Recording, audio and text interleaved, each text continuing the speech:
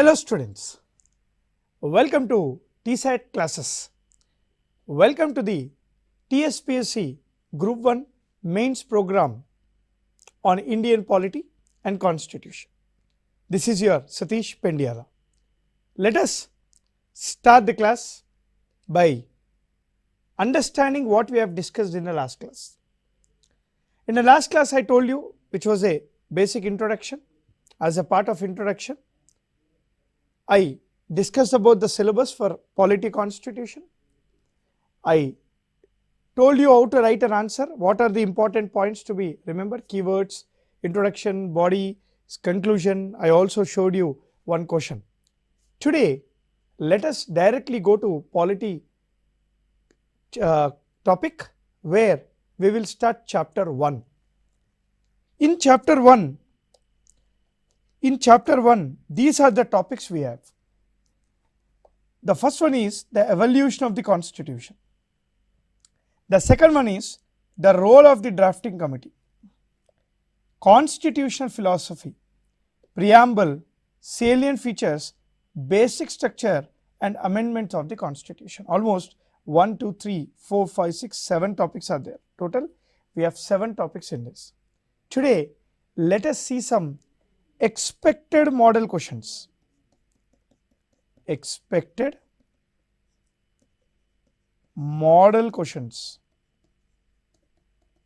Along with that, the answers, the content, how to write an answer, what we have to write for a particular question, how to decode this, what is a way to decode a question. All these things we will see now in this chapter. Look at the question. Look at the question clearly. Question is, constitutional morality is deep rooted in the constitution itself and is the backbone of the constitution. Full stop. Explain the doctrine of constitutional morality with the help of relevant judicial decisions. Now, whenever you see this type of questions, the first thing you need to do in your 12-minute allotted time is underlining the keywords. Underlining the keywords, understanding the keywords. Now, what are the keywords here?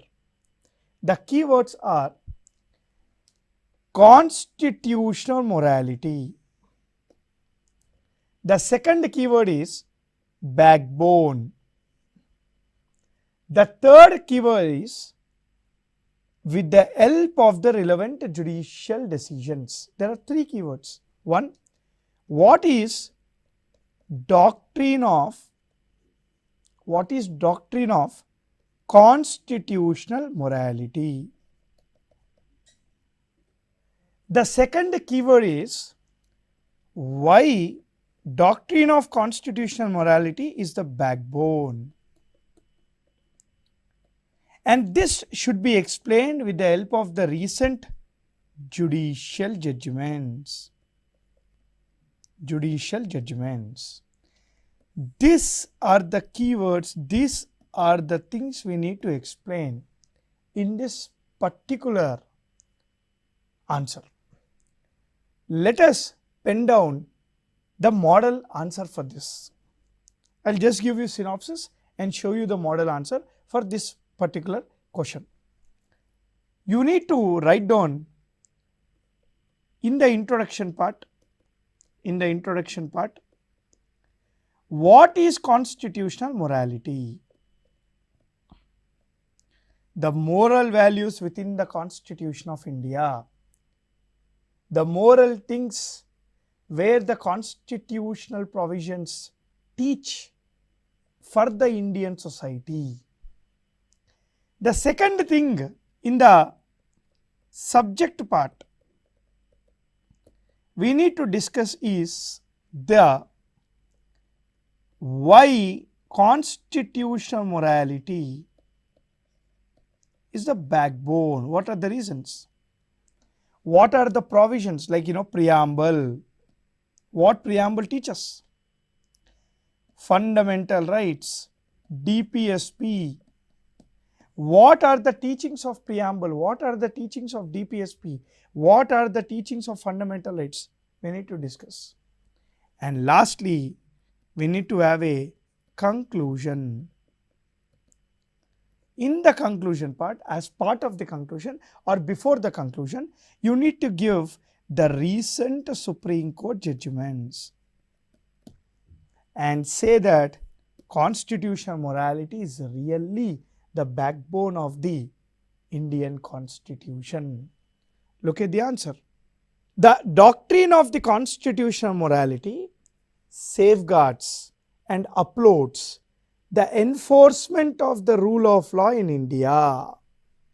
See, constitutional morality ensures that rule of law is followed, law which is supreme is followed.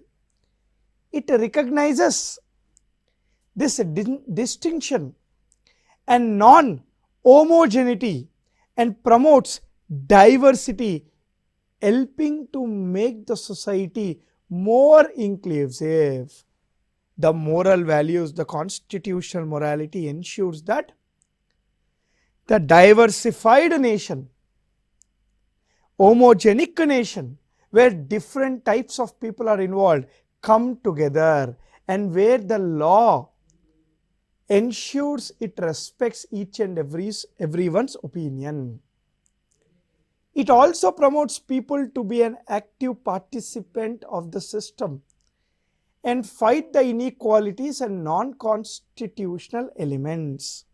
See, it makes the citizen active. This is called citizen activist.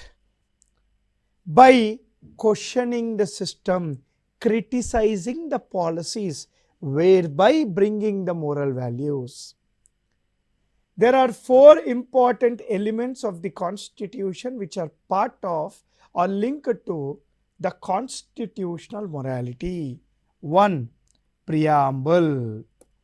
The first one is preamble, where it talks about justice of social, economic and political. 2. Liberty of thought, expression, faith, belief, worship. Equality of status and opportunity, fraternity and ensuring the dignity of an individual. The fundamental duties, the 11 fundamental duties, teach us the moral values, perspective of a citizen. The fundamental rights, this is the fundamental rights, these are fundamental duties. The fundamental rights put the limitation on state's power.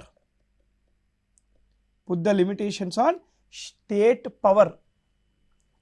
Directive principles of state policy ensures that gives what principles to be followed by the state in giving policies. What philosophical principles to be followed by the state in giving policies. These are the points you need to mention in your subject and as well as the introduction. But if you look at the question, it also asked about the judicial judgments. Look at some judicial judgments we have discussed about the constitutional morality by the Supreme Court in recent cases. The first case is 2015 Krishnamurthy case, where the court held that democracy expects prevalence of a genuine orderliness, positive property and dedicated discipline, and also sanctity, and ensure constitutional morality, which is a pillar stone of the good governance. So this is one case where Supreme Court said constitutional morality is the pillar stone of the good governance. This one line is enough. You have to mention that. Case, Justice case, Puttaswamy case of 2018. Supreme Court held that constitutional morality ensures that court must neutralize the excesses of the power by the executive and strike down any legislation or even executive action which is unconstitutional. Supreme Court said, constitution, any law or any policy against the constitutional morality should be struck down. The third case, I am just giving you a reference, Government of National Capital Territory of Delhi case 2018, the court equated constitutional morality to the second basic structure doctrine. See what importance the judiciary is giving to constitutional morality. What is the meaning of basic structure doctrine? The constitution cannot be amended, which takes away the basic structure doctrine or the basic features of the basic structure doctrine. Similarly, in this case of Government of NCT Delhi case, it said, the court said, anything which takes away the constitutional morality values cannot be entertained. Constitutional morality check the arbitrary use of the power by the legislature and executive. In the Shabarimala case, next case, which is called Indian Young Lawyers Association case, Shabarimala case, Supreme Court bypassed the doctrine of essentiality to uphold the supremacy of the constitutional morality. What is essential? What is non-essential? I don't care. Constitutional morality is something which I care. And constitutional morality is stressed in the recent Supreme Court cases in the following way. I want everyone to remember this for the exam. So these are the things you should give. In the conclusion, you should say that these are the reasons which makes the constitutional morality the backbone of the Indian Constitution. Constitutional morality brings in the good governance of the country, good governance in the country. Constitutional morality is a pillar stone of the Indian Constitution. So this is the answer you need to write for the question which is asked just before.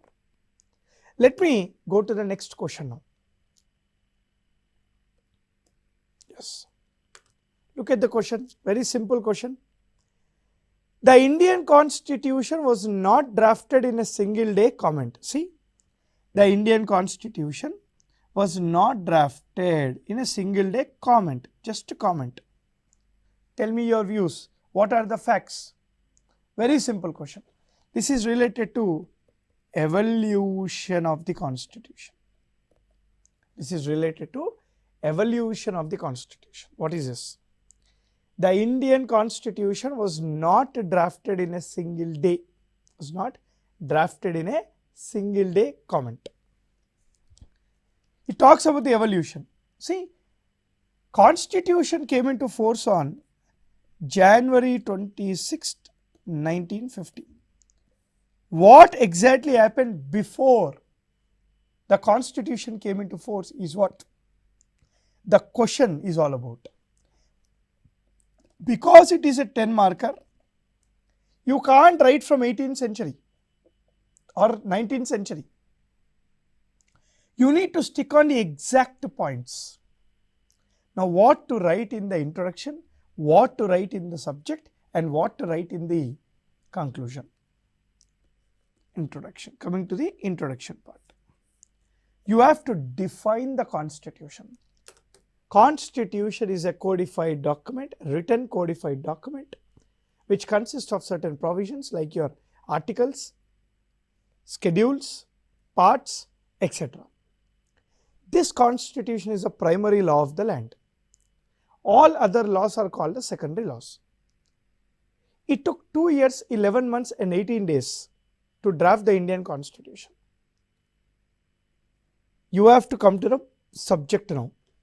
You have to come to the subject.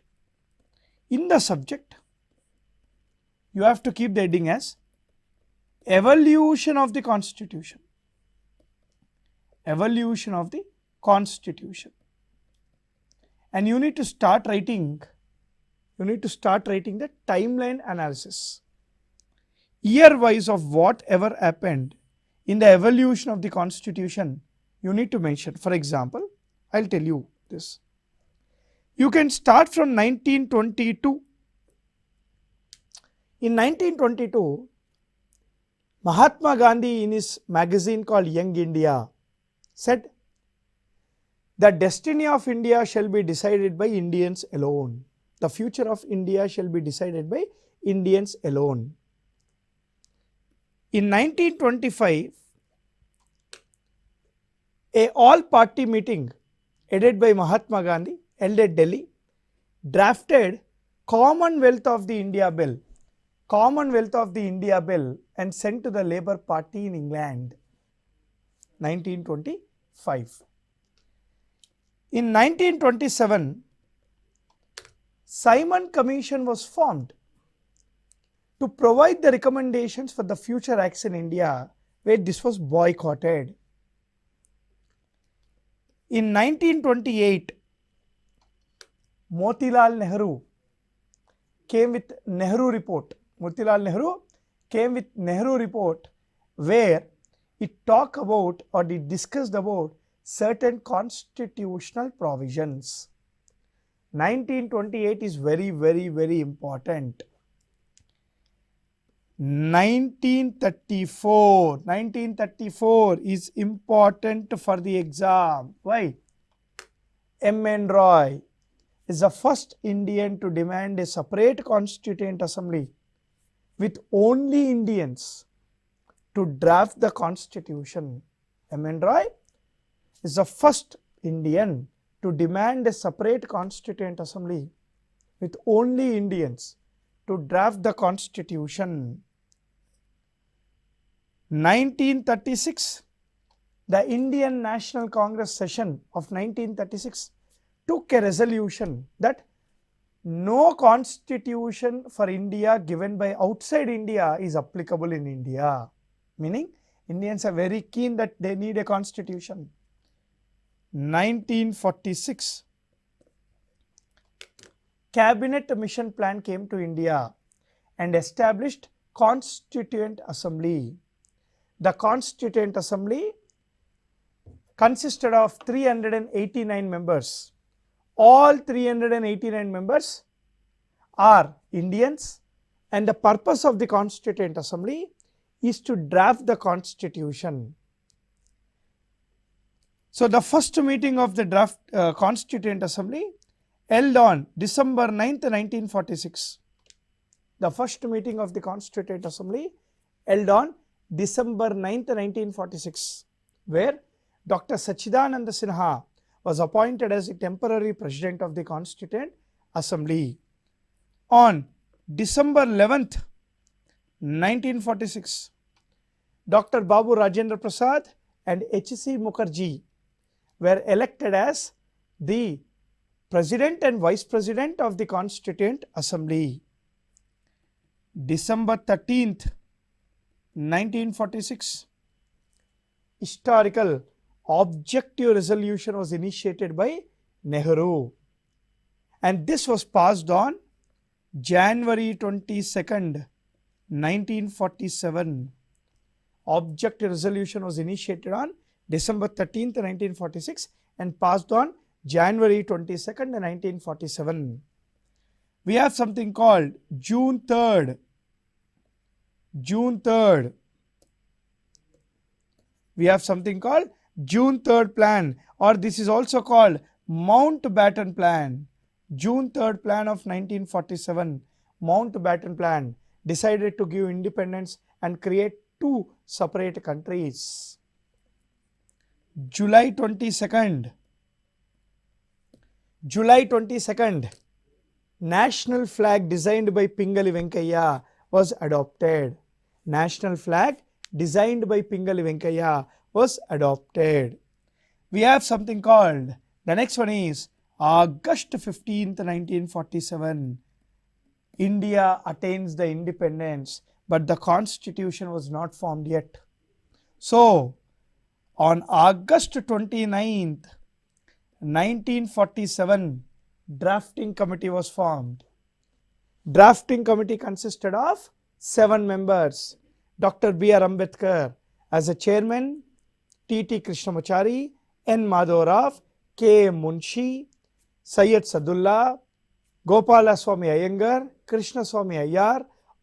All these members are part of the drafting committee to draft the constitution.